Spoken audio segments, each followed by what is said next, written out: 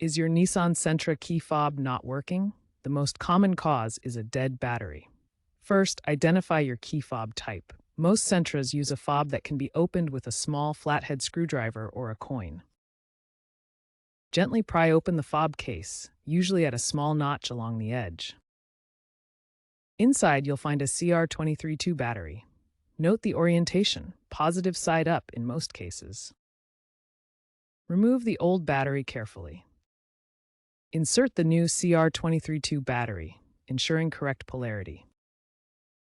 Snap the fob case back together securely. Test the fob to confirm it's working. If it still doesn't work, try cleaning the battery contacts with isopropyl alcohol. If replacing the battery doesn't fix the issue, there might be other problems. First, ensure you're using a fresh brand name CR232 battery like Duracell. Weak batteries can cause intermittent issues. Second, check for corrosion on the battery contacts inside the fob.